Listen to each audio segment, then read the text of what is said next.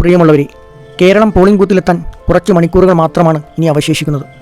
Vote രേഖപ്പെടുത്താൻ പോകുന്ന ഓരോരുത്തരും തീർച്ചയായും വിവിപാറ്റിനെ പറ്റി അറിഞ്ഞിരിക്കണം.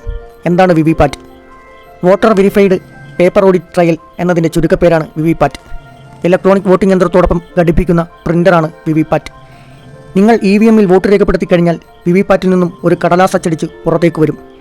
ഈ പേപ്പർ രസീതിൽ വോട്ട് ചെയ്ത സ്ഥാനാർത്ഥിയുടെ പേരും ചിത്രവും ചിഹ്നവും കാണും.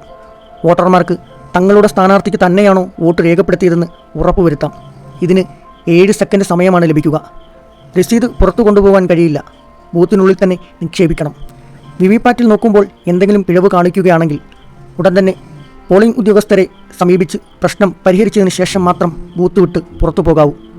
അതോടൊപ്പം തൊട്ടടുത്ത വോട്ടറെ വോട്ട് ചെയ്യിക്കാനും അതിനുശേഷമേ അനുവദിക്കാവൂ. മാത്രവുമല്ല, EVM-ൽ എന്തെങ്കിലും പരാതികൾ വരികയാണെങ്കിൽ തന്നെ വിവിപാറ്റുകൾ മുഴുവൻ എണ്ണുവാനുള്ള തീരുമാനവും ഉണ്ടാകും.